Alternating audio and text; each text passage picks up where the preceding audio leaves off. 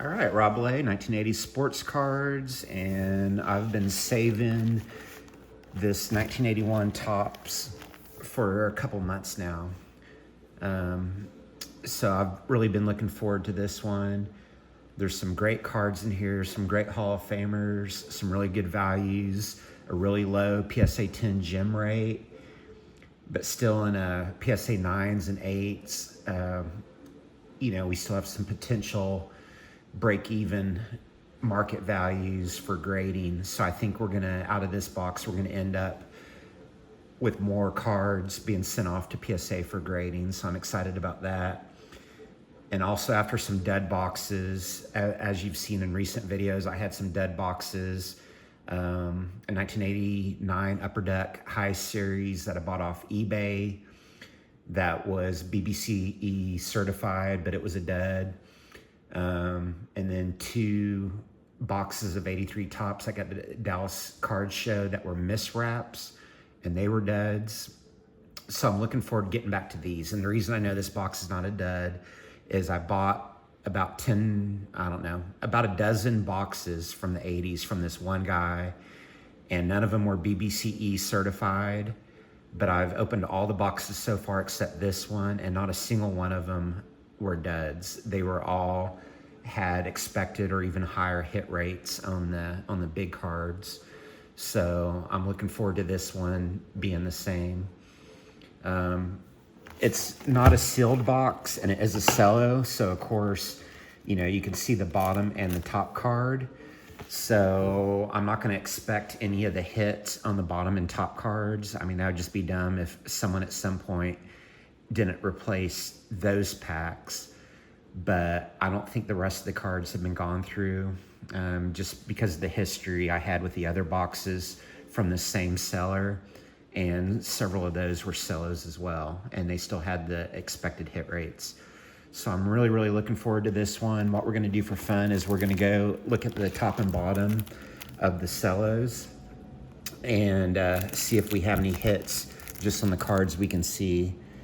And it's gonna be hard to read the back ones just because you can see there's a little overlap in the pack over the name, so it's hard to see the name.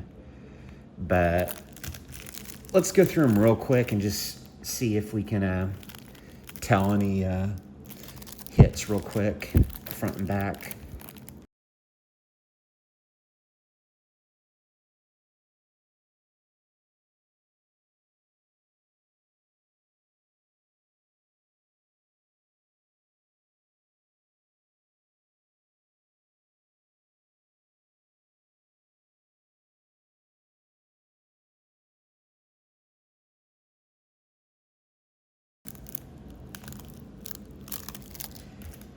All right, so as expected, there was no hits on the front, and only about half of the backs was I able to see the name of the card. But I'm still really confident we're gonna get a pretty good hit rate from the middles. I think the entire set has like 726, 730 total cards, and this being the cello with 24 cards per package, that's a total of like 675. So it's not quite, but it's almost a 1-to-1. So like on the big cards, we're looking for the Kirk Gibson, the Valenzuela, sorry, not pronouncing that right, but the Frank Valenzuela card, several Hall of Famers, Reggie Jackson, Nolan Ryan, Johnny Bench, Rickey Henderson, second year, the Harold Baines rookie card.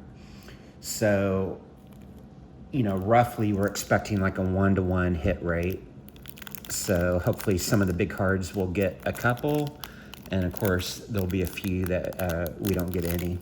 So let's get started here and see what kind of cards we get out here.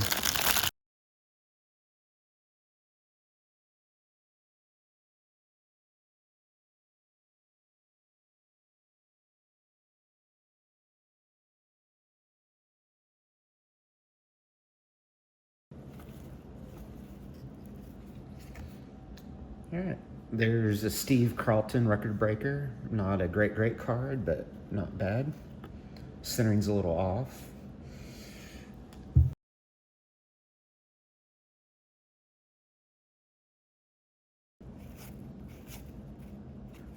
All right. We're only 2 packs in, and look there. Rickey Henderson, a little off-centered right and bottom. But there we go. A second year, 1981 tops, Rickey Henderson.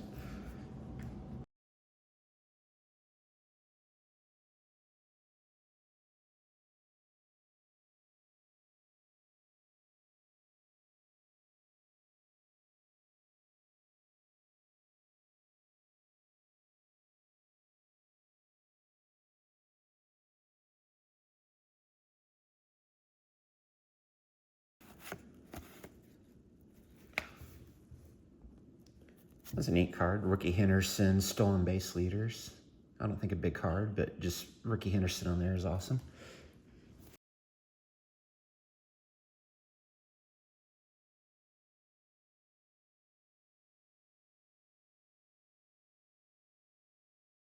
Leaders. There we go. That's a nice card. Nolan Ryan, one of the highest, potentially a $7,000 card in a PSA 10. Just make sure, yep, that's the number 240. Even in a PSA 9, over $200, and $30 in a PSA 8. And guess what, everyone? I don't know if you're seeing what I'm seeing, but that's a pretty card. Off-centered a little bit top to bottom, but left to right is almost perfect. Surface looks good. Man, that's about as good of a card as you can expect out of the 1981 tops. And luckily it's one of the bigger hits. Very happy with that.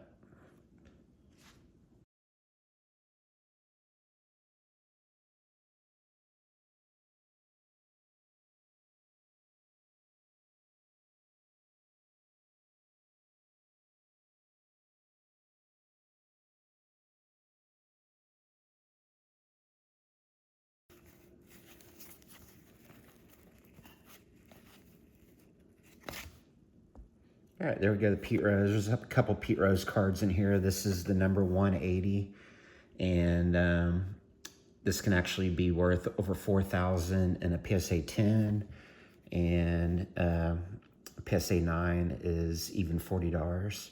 So it's way off-centered and has some edge issues on the top. But that's a great card from Pete Rose.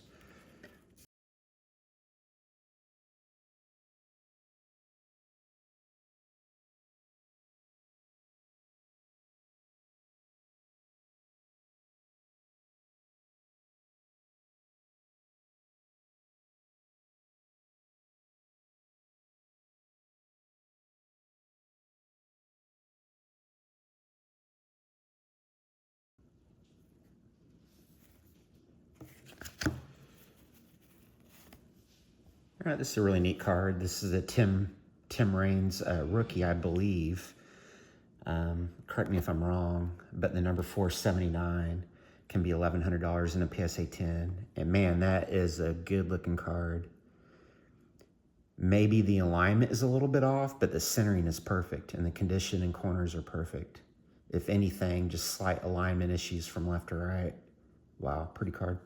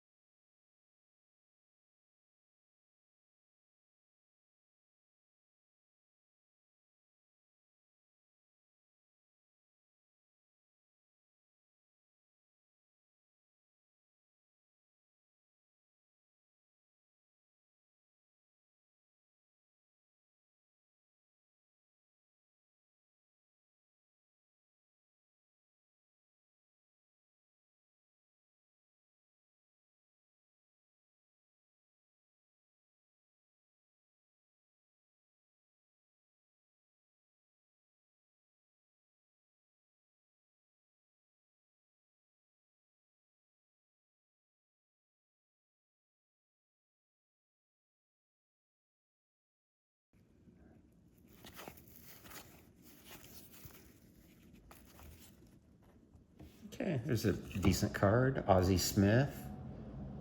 Off-centered, off alignment on the right there, but a neat card.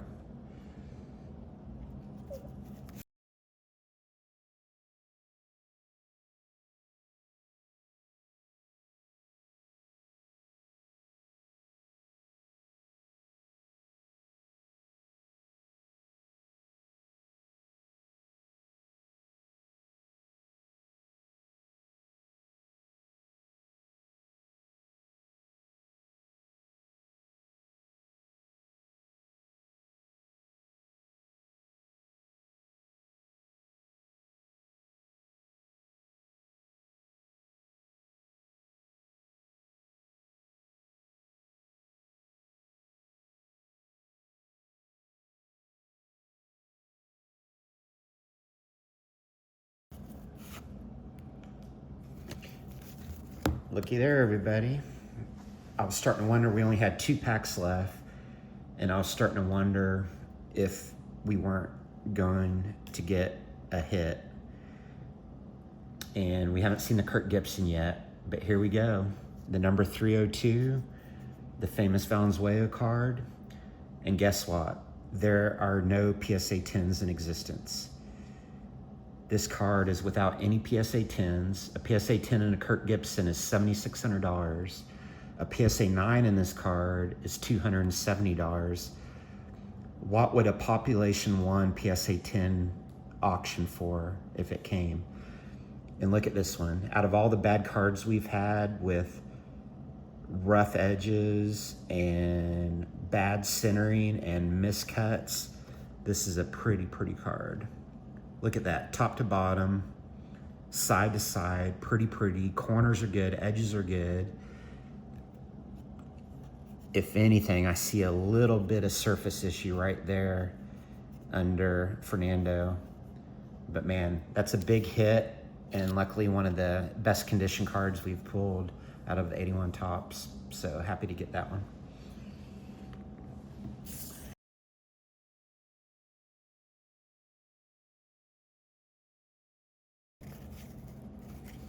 Oh, looky there. And the same pack as the Fernando, we got the Harold Baines, number 347. So this could be a $5,000 card in a PSA 10. And wow, look at the centering on this one as well.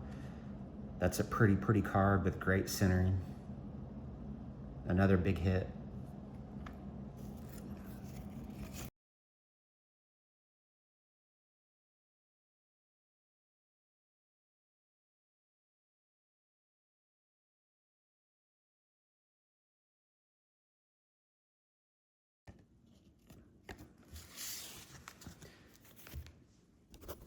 All right, there we go. We just got done with the 1981 tops, and I'm actually really pleased with it. There was no Kirk Gibsons, but we hit most of the other big hits.